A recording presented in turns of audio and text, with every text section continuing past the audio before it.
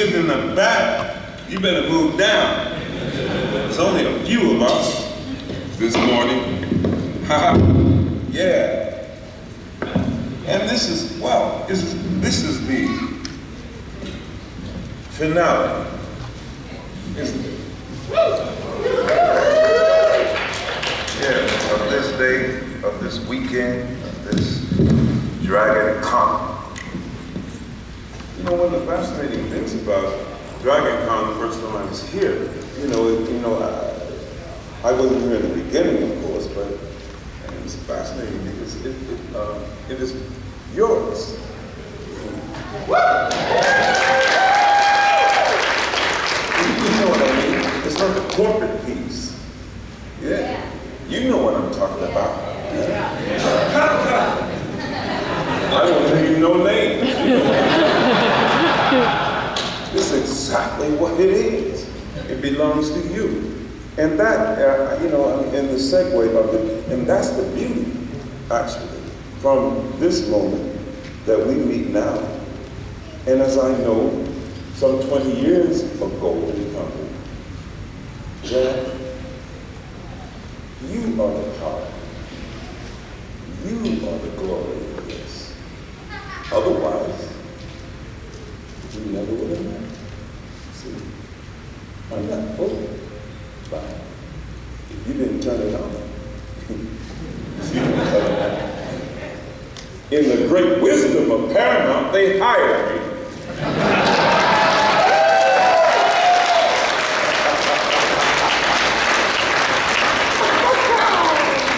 I'll stop momentarily. I gotta go to the airport. It's true, I gotta go home. Like you, time to go home. But it's really important for me to let you know that I understand this. Yeah? Yes. I'm not trying to be glib about it. I got it. You're going and signing autographs and all that kind of thing. Huh? We don't make the rules. Huh? It's going on long before me. Huh? Who decided to pay for a signature? I don't know. But bless your hearts. You better talk fast. You have a question? There's a microphone right there in the center. Come on. Avery. Hey. Sir, if there was one thing that you could single out from your experience with Star Trek, what was the most profound change in your life that Star Trek has brought you?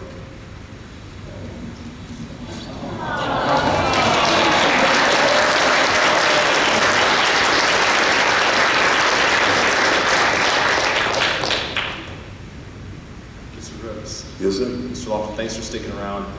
Captain Sisko's my favorite Star Trek captain, and you probably made a lot more difficult decisions than other ones.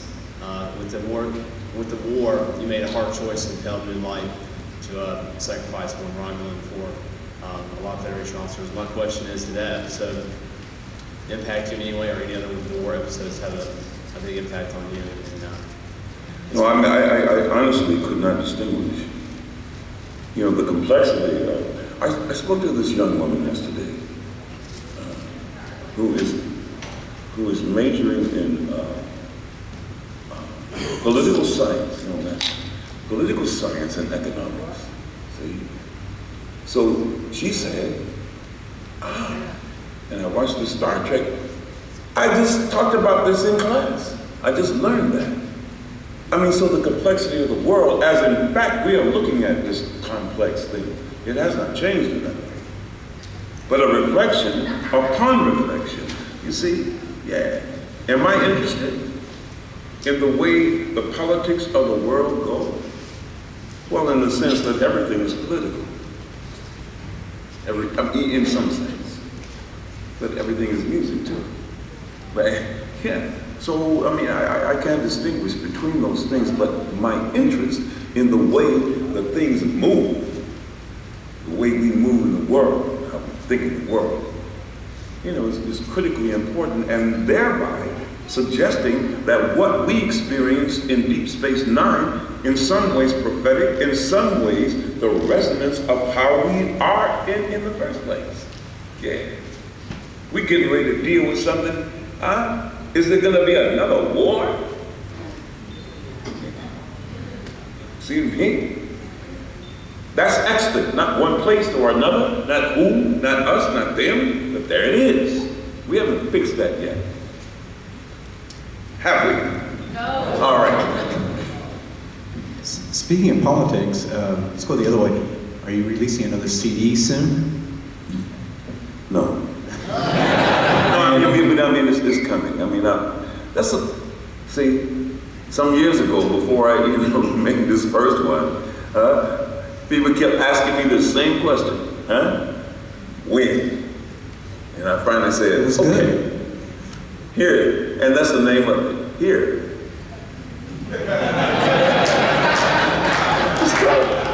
It's the name of it. It exists in the world. I enjoyed your first one. The next one, I don't know. Maybe that's the question. Maybe that's the answer. I don't know. And I still want to know who your clothing designer is. What you said? I still want to know who your clothing designer is. I told you. It's not Walmart. What did I tell you yesterday? You said Walmart. It's not Walmart.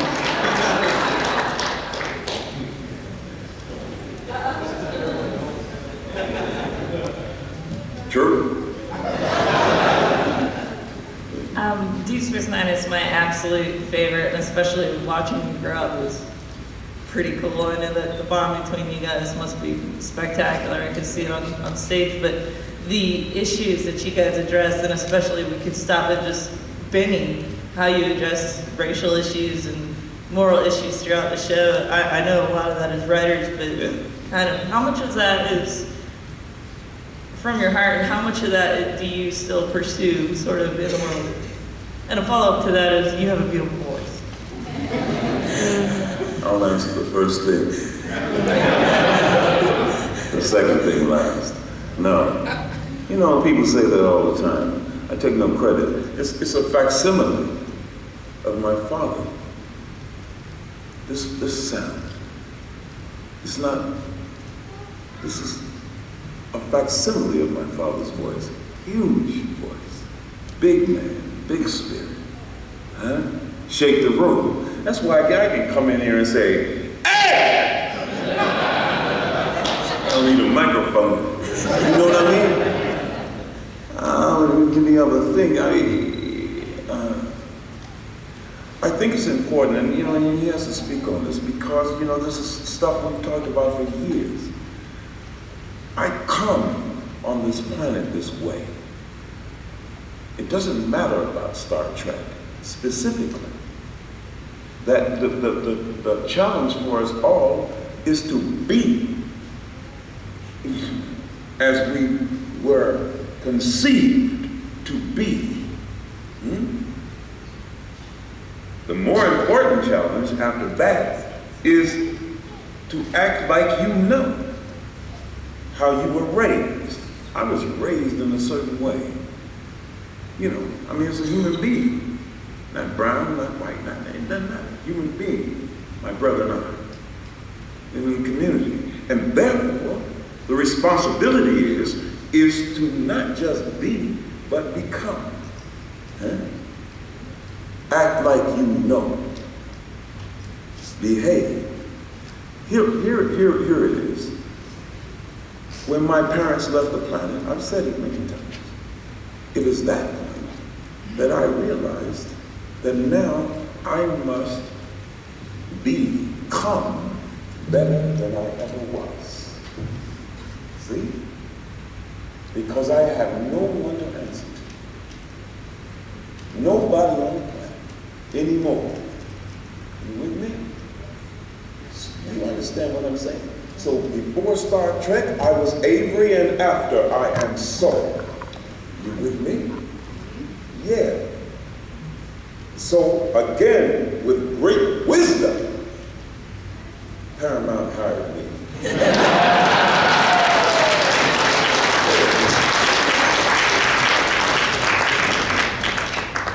Thank you. to, my voice isn't as big as it is, so I need the microphone. But, you know, I've been on this journey of self-discovery, and I've had guidance along the way. And part of growing up is realizing the world that's around you and understanding things in different ways. So as I've grown up, I've seen things and understood things differently. Things that I've heard about, things that I've seen. You know, you watch a movie when you're a kid and you don't really understand that movie till you see it as an adult. So, well, you know, I didn't realize that was what was going on. That was the theme. And that's because we evolve and we learn how to process the information differently. We have a reference point. And that reference point is experience, life experience. And so my life experience has allowed me to understand, you know, the greatness of the people that have been around me in my life. You know, starting with my mother. And right here, this man right here who I love tremendously. And I said that before and I'll say it always. There is no difference between, you know, what you saw on screen and what we experience every day when we're together, or not, when we talk. That's love in some way, as I understand it. The kind of love that a parent feels for a child. The kind of love that I have for my daughter now. And it's unconditional, and it's eternal, and it's beautiful, and it's special. So,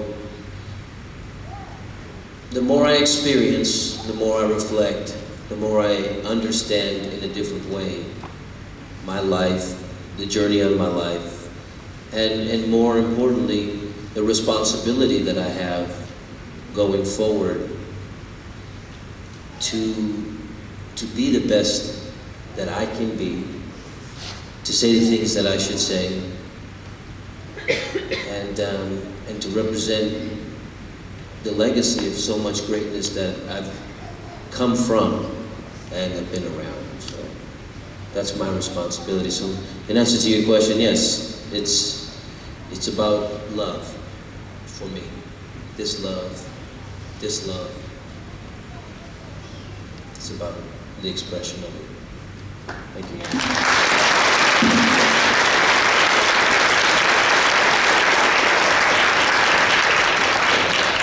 Mr. Brooks, Yes, sir. you played a unique character on your show that no other captain in any of the other franchises did, and that was Father. Can you please expand on those aspects of that character that you brought into it, and what were some of the challenges? Well, fortunately, you know, my responsibility is, I've often said, James Cagney said this, you spend a nickel and take a chance. See me? So I go to work every day. I'm not really thinking about it. Right? But, you know, I think the challenge, as remains now, as it was then, is to be able to do something and you believe me. See? You tell the truth. Whatever that is. You know, you're not the preconceived of it. Say, I look in your eyes, whoever it is, you talk to me, I talk to you. Doesn't matter what it is. I didn't write it.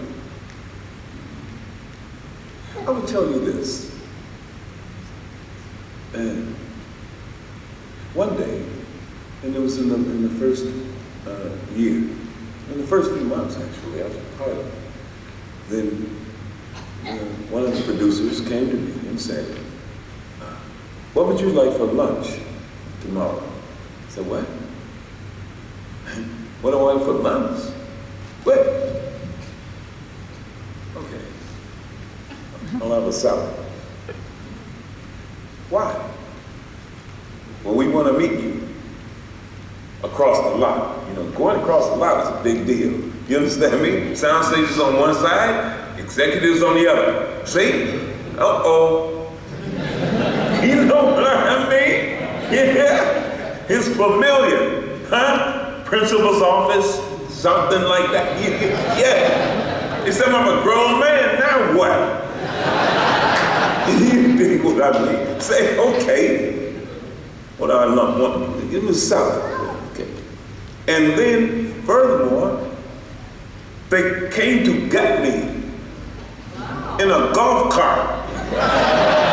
Executives on the one side, huh? Soundstage on the other. Golf carts on one side, bicycles on the other. You understand me? I said, okay. And I went in, and the producers, they're sitting there, stern faces. It's true. And they said to me, I mean, they turned it on, the dailies, you know, what we've shot before, and then they turned it on. You know, and I'm sitting there looking at it, and I say, okay, what? Well, you're so remote, they told me. You're so remote, you're not accessible. You know, Cisco's not accessible. Well, what's the matter with you? I said, I don't know. I mean, I'm looking, but I don't know what you mean. Until I discovered, I reminded them of this. There was this man whom directed more of these things, you know, before Next Generation, all that kind of thing, a director who would come to me just before we shoot and say to me, don't use your hands. Don't use your hands. Don't.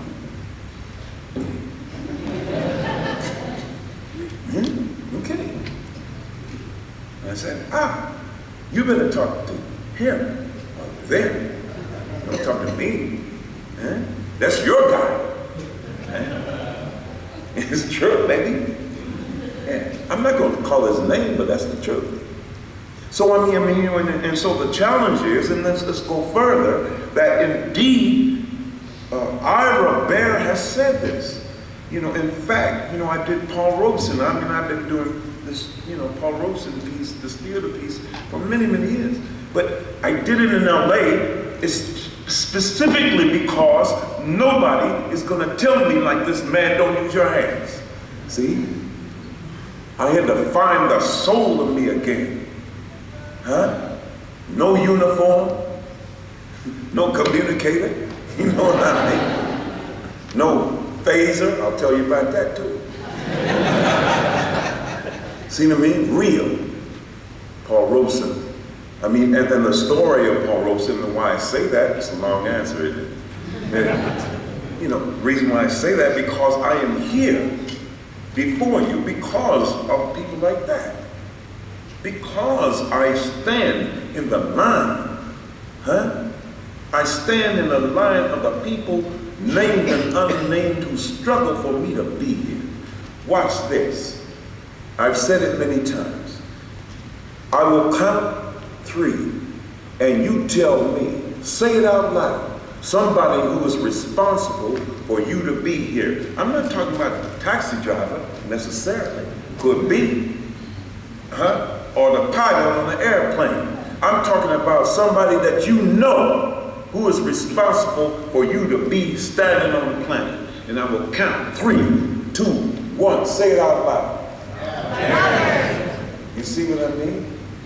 And the chorus, therefore, you know, and this cat telling me, you know, don't use your hands. Yeah. So I did Paul Robeson and Ira Bear said he went to see it. I mean, a lot of them went to see it, you know, across town. And he said, we got to do something else. Because I'm capable As Samuel and Eva's child, I'm capable of something else. You see? Huh? Even though with great wisdom, they hired me, and then with a salad at lunch. Tell me, don't use your hands. You with me, baby? Okay.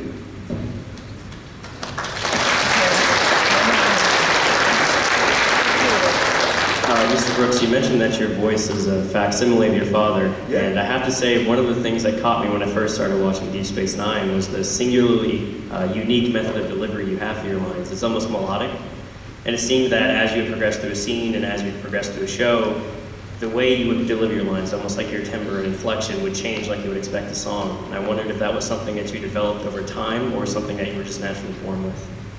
Again? Well, I'm a musician. Well, you remember I said that, I referred to this before, it's all politics, it's all music.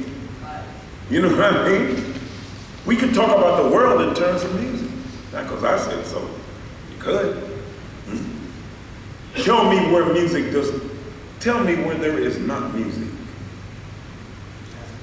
Go ahead. No, I'm not talking about John Cage, him too. Where's the not music? Where is there not music?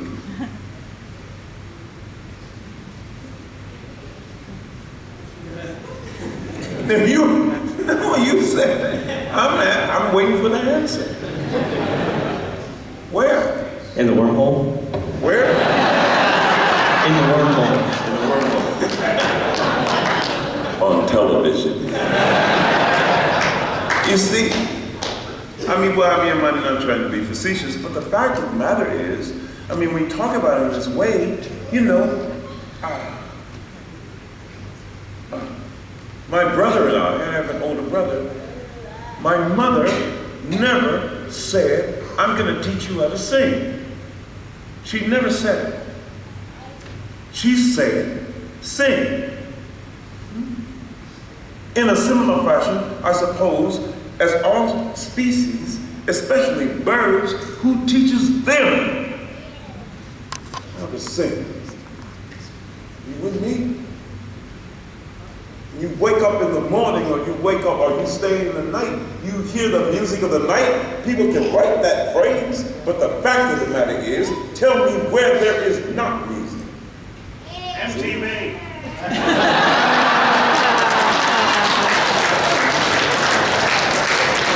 Television. You see my point? Hey guys. Yeah. Heavy stuff. What? Said heavy stuff. No more of this, I can't. You're gonna make me cry.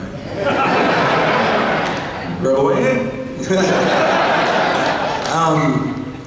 I was wondering, both of you guys, Avery, do you like baseball? And Cirroc, have you ever written?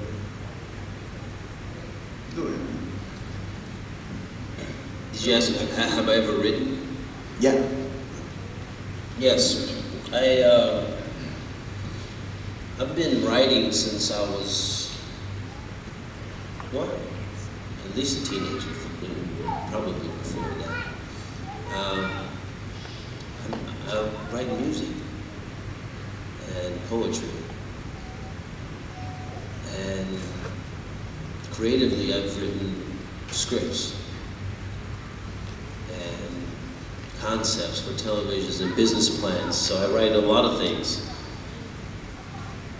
That's one of my favorite things to do, is actually creative writing. Yeah, me too. At one point during the show, I wrote an episode that I actually pitched to the producers. And I called Ira up and I said, yeah, I got this script that I finished, and I want you guys to take a look at it. I want to pitch my show idea to you and see if you can put it on the lineup for the arc of the show. And it was an interesting story. It was a story between the two of us that actually centered around baseball, in which we got into an argument, and I go to the hollow suite and start playing baseball with one of these players. Actually, the player was Michael Jordan. So, you know, that episode was important for me to write in general. I just wanted to prove to myself that I could write a script. I was 18 years old. I'd been working on the show for 4 or 5 seasons at that point. And so I just picked up the script and dissected it and rewrote my script in the same format with the acts and the opening teasers. I used the same format, same amount of pages. In fact, I actually made a facsimile of the cover and put my own title on the front. So it was a challenge for me just to do it and actually to pitch the idea. But you know, I've written music, I recorded an album before. Never really released the music. I just made it almost as a challenge to myself. I wanted to be able to make this music. And I'm still, you know, involved with, you know, music in a lot of ways. So writing is a part of me. It's a part of who I am. And so is all forms of creativity. I like performing. I like acting. I like drawing. As a matter of fact, last year I made a portrait of Avery as Captain Sisko and presented it to him in Vegas. That was important for me because I wanted to start doing art again. I hadn't drawn since I was a little kid. I did comic books. I did a lot of things artistically.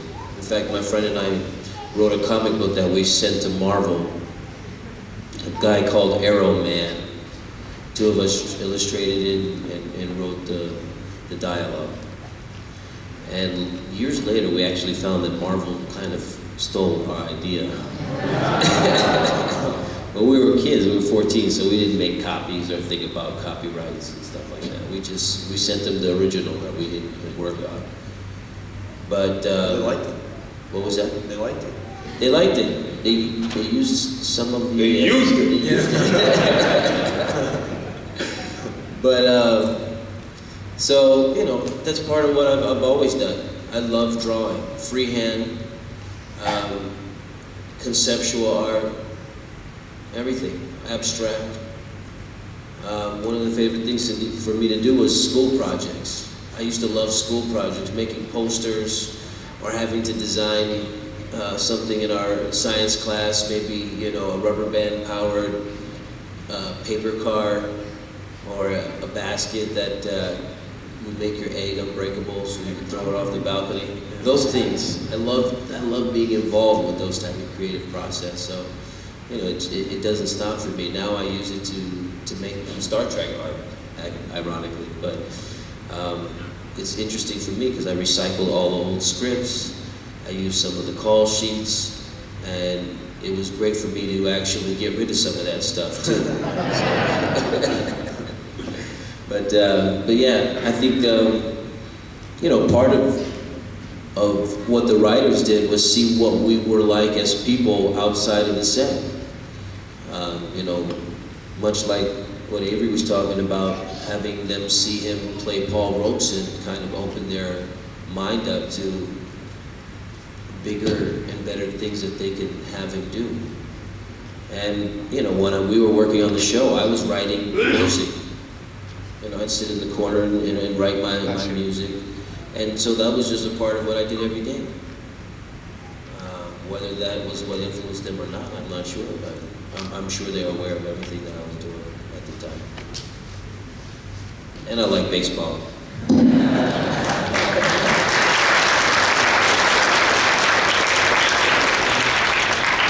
Good morning.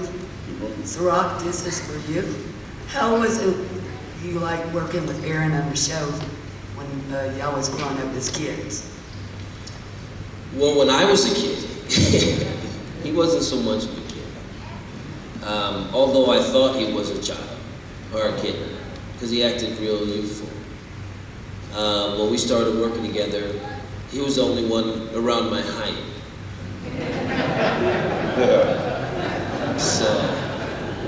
we hung out on account of that. And, you know, he was really enthusiastic.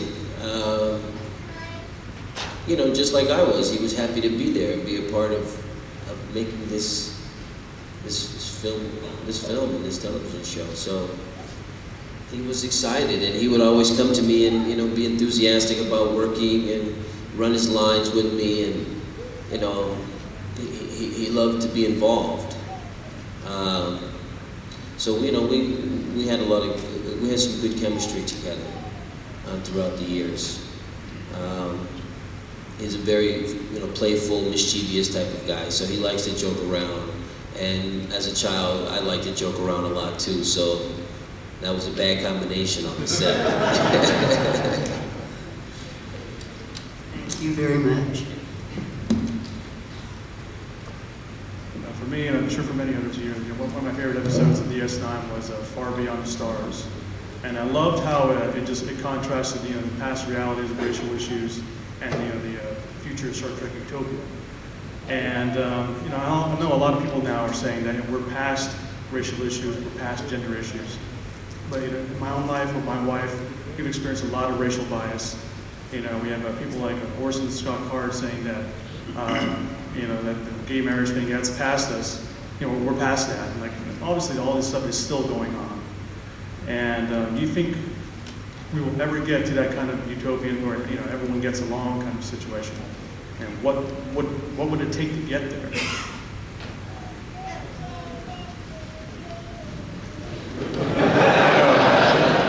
I know, heavy stuff for 10 a.m. Mountain DragonCon. Sunday morning, I know. On television, everything works out. All right? See what I mean? That's not what it takes. That's clear from its inception, or the projected image in space has not gotten us there. We got work to do, as you know. This forum, this platform, is not an occasion, nor is Star Trek to solve the world's, the universe problem, or problems. Yeah. It is a way, it's on the way to talk about, to deal with what we must deal with. The wisdom of this forum is to be brief, even though I'm not. But is the restraint more important? To tell you what I believe and then shut up, sit down, shut up. See what I mean? This platform, this forum of Star Trek, 47 years and counting, is because of you. Yes, the writing, yes, the all of that. But I began this moment in saying to you, it belongs to you, not the other way. No, because the responsibility for these issues being raised and put in before us, which we already know, it is in the living of it. Here, it's called the present participle, the ing of it all, ing. Live in. You with me? Acting. No, in. See me? Every in. Huh? That's eat in. Make in. Huh? Do in.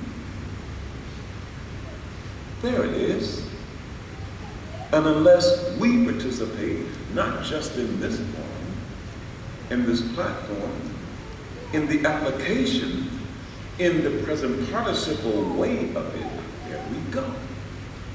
That's the only possibility, it seems to me. That's it. I mean, DragonCon notwithstanding. It is where we go past this point and what we do or what we are doing.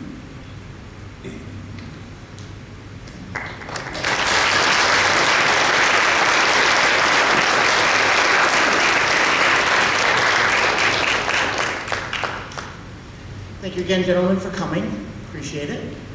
I guess my question is if either of you had the opportunity to meet the current president, and if so, you want to share some stories about that? No. That's it!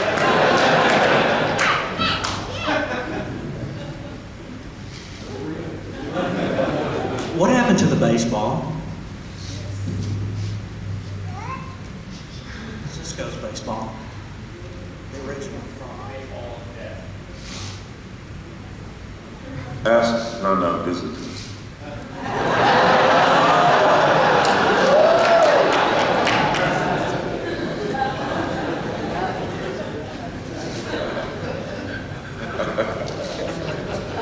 This question is for both of y'all.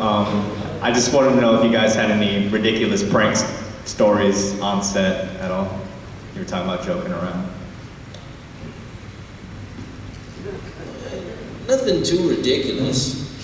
It was, we were mild-mannered for the most part, but, I did take one of these golf carts for a ride a few times. And, it got boring to just drive it. So eventually we had to figure out something new to do. So we did golf cart basketball, which is fun. Until the producers see you and ban you for life for golf cart uses. So, no, there was a little bit of prankage going on, but it wasn't too much. It wasn't too much. It was very mild. I think the worst thing that happened to me was splitting my pants when I bent over. It was a sign the outfit was too tight. Yeah. So, every day that I work with Colomini, we laugh from beginning to end. That's the truth. He doesn't come around often, less often than I. Yeah. But we laugh every single day, first at ourselves, you see, and then we laugh at everybody else. You did. But one day, Colin notoriously, late, said, Colin, it's time. And the AD say, yeah, it's time. It's called. Say, oh, Kim, come in. Huh? Yeah. And we're waiting for Colin. So one day, not my idea, but I said, yeah, that's him. Huh? Everybody left the stage. So when he finally came, there was nobody there.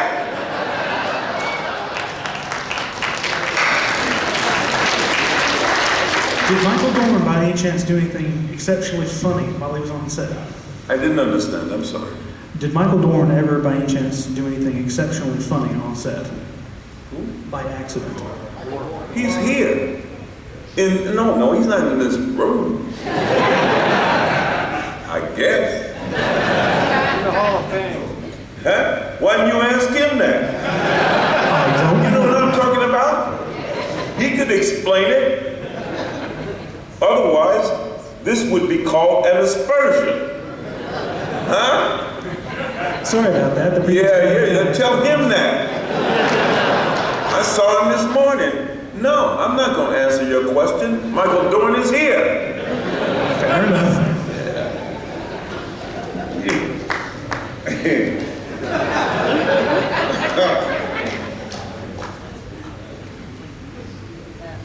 Morning.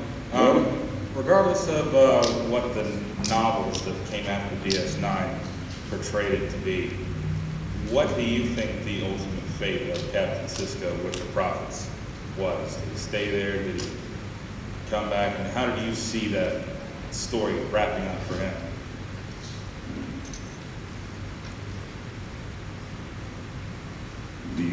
God.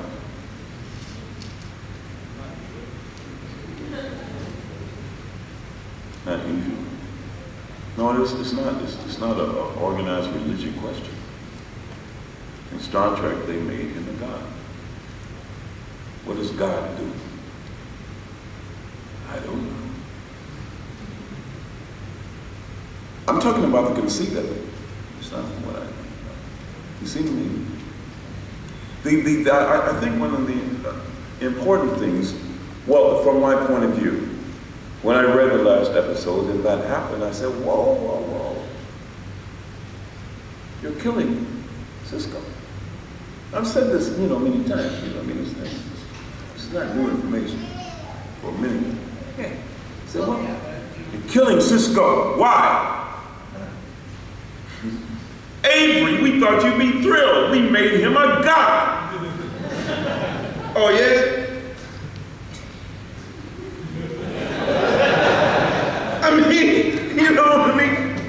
Well, I could twirl this around, in thought, but you see what I mean? Man make man a god. Yeah, that's funny in and of itself. But more importantly, that here is this child.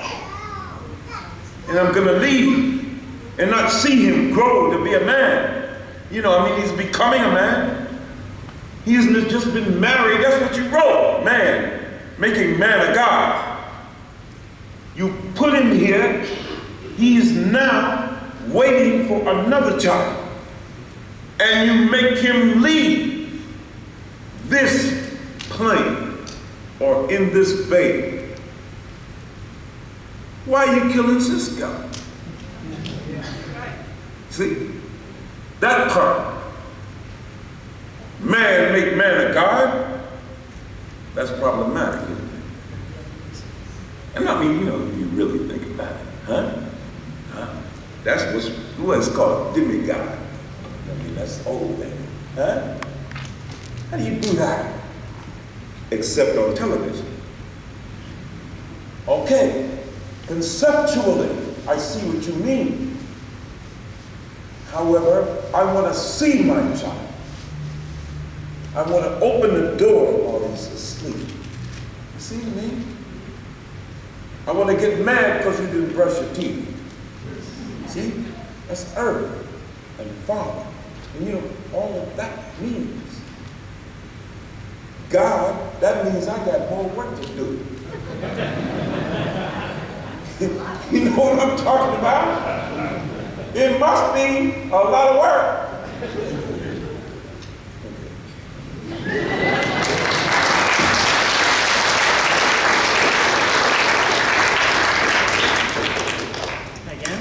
I'll ask a little bit more in-depth question this time.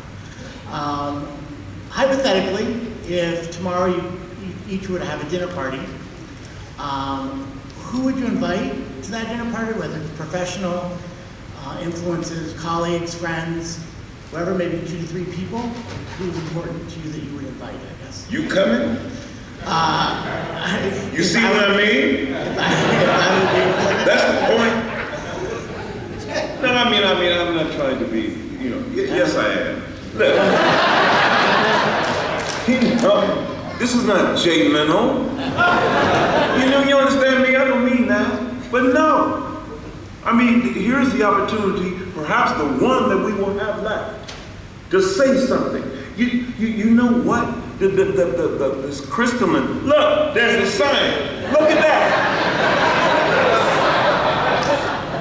Yesterday, they put it in the back. When we were here, we could not see whatever that was on that sign. Don't put it up again. But it was back there, we could not see it. Huh? What is that waving in the back? Huh? Did they start there yesterday? No, they did not. It was over here, in the back. Anyway, no. I mean, okay. Let me preface all of this by saying, and I've said it before, and some of you know now, by now. You can imagine what my children felt when they asked me if they could go across the street. Now, half an hour later, I have not answered the question. See, you know what I'm talking about? I'm still talking. And they're saying, wait a minute, Dad, all I need is yes or no. Now,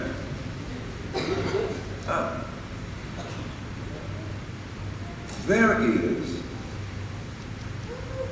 the importance, it seems to me, to cherish every single exchange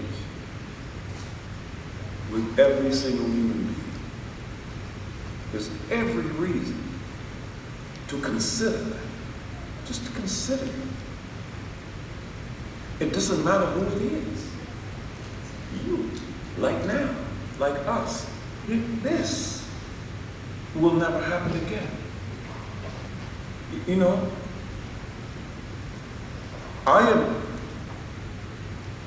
there is no preconception about what I'm telling you. We're speaking right now, right here. Not tomorrow. See me, not dinner, not Jayla, no, not. You know what I mean? I'm not picking on him, but he hasn't asked me to come talk to him. That's okay. But if he would, if he should, it would be the same as talking to you. And this moment is the crystalline moment for us. Thank you.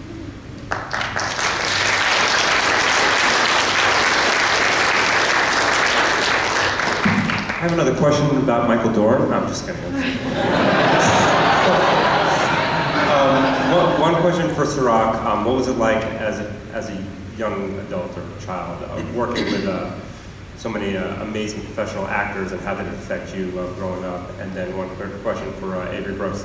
If you haven't had any theater work in the pipeline in the New Jersey area, because that's where I'm from, I'm just curious.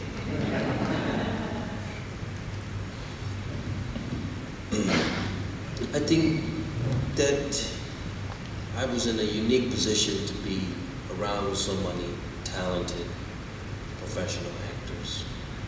I first did a play when I was 8 years old. I played Martin Luther King in the school play. And I remember doing that performance, and afterwards the teachers and the principals and the parents, telling me how much they enjoyed watching it. Some of them were actually crying and moved to tears by the performance. And I was only 8 at the time. But I realized how much I enjoyed doing that show and the reaction that I got from the people who watched it. Never would I have imagined that, I would be able to flash forward and then work with so many people that had such a better understanding of that, and an education behind it, and experience in schooling and teaching. So when I did get around these various actors, who, all of them have done Shakespeare and professional actors for years, you can't help but learn. You can't help but get better. But the person that showed me the most was Avery. He showed me where the camera was. Find the camera. That was the thing he would say to me. Find the camera, baby. Find the camera. If you can't see the camera, then the camera can't see you. He would make sure that I was ready with my dialogue in the morning before we even got on the set, when we would meet up in the makeup and hair trailer. You ready? Let's go right now. Let me hear it. Let's go. You ready? Let's go. It's 6 o'clock. Let me wake up first. This morning. So he kept me ready. He kept me on my game. He kept telling me the things that I would say, the things that I would need to know in order to get the scene done the right way. You know, and much like he was saying earlier about the director telling him not to use his hands. You know, the director on the shows would tell you different things before a scene. I would like you to do it like this. I would like you to do it like that. And many times, many times, Avery would call me over after the director gave me his instructions. He would say, yeah, so don't worry about what he said. Just do it like that. Just do how you're gonna do it. And so, you know, without that kind of instruction, I might have otherwise been lost. I might have thought I was not doing it right, or had to do it over, or do it better, or do it a different way. As opposed to having the confidence to just know that I should do it the way I should do it. And in many cases, he would say to me, just watch what happens. Just do it your way, but watch. And sure enough, I would do it the way I would want to do it. And the director would come up and say, that's what I was talking about. Exactly what I'm talking about. You know what? We got 1 minute. That's what he's saying. Yeah, there's no last question. There are no more questions. Thank you, guys. In Atlanta. Oh, bless your heart. Wait a minute. Don't go anywhere. Let me say this to you. Don't go nowhere. Look, we stand now. And old man, young man. You with me? Yes. You have been with us on this journey. That's true. It is a remarkable thing that we are still alive. All of us. Let me say, pointed with the camera rolling. Okay. First, this is America. You understand that? This is Atlanta. You understand that? This is the South. You understand that? The fact that we are brown, that this young man has grown to be here is remarkable. It's true. Not in jail, not. You understand that? Huh? It's remarkable. The fact that we were able, some 20 years ago and counting, to tell the story of the love of a brown man and a young brown child is remarkable. Not because I said it. I didn't write it. I told it with you. You watched it. In America, still, the fact of the matter is that the decision of all of the captains, first American captain and Brown, yeah, that's good. The first American captain, Cisco. Yeah. Now, where we go, and indeed in Atlanta, the hierarchy is still white. It is the South. It is DragonCon. And who are the people in the hierarchy? Okay. You can say Captain Kirk if you want. You can say Picard if you want. You can say Janeway if you want.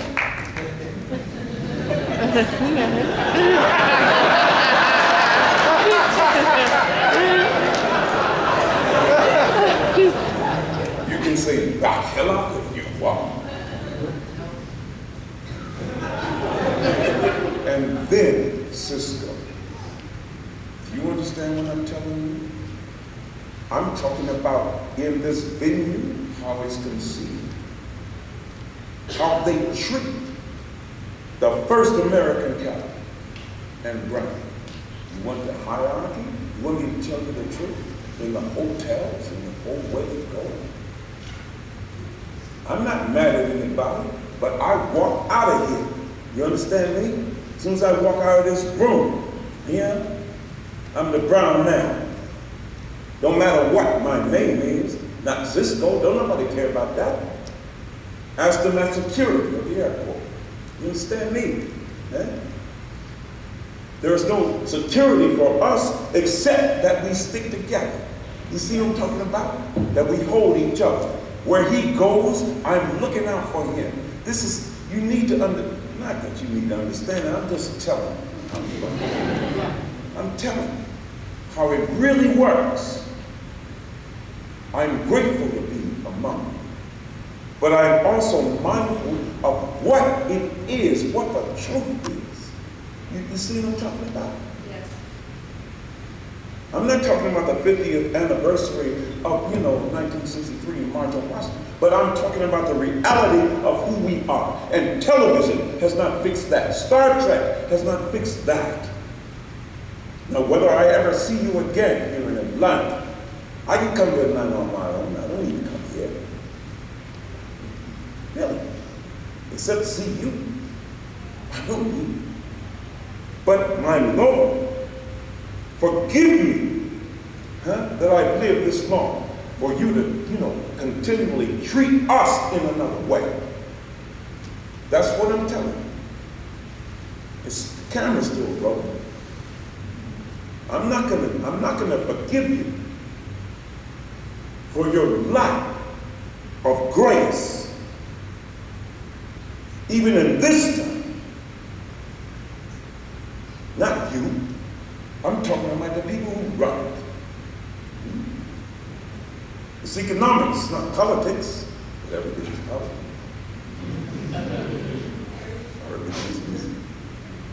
You see? I know I'm over my time.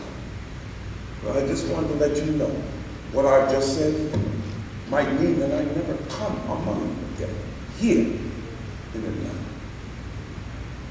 But I will still live in the grace of divine on the planet somewhere. The Star Trek thing is over. It's done now, isn't it? Huh? It's done. You can't erase that. But I do not in a place, and I've never said it to him or my children, where in fact you do not find respect and grace. Go ahead. The question's a little trivial now. You better hurry up. We're late now. Airport. I was just going to ask,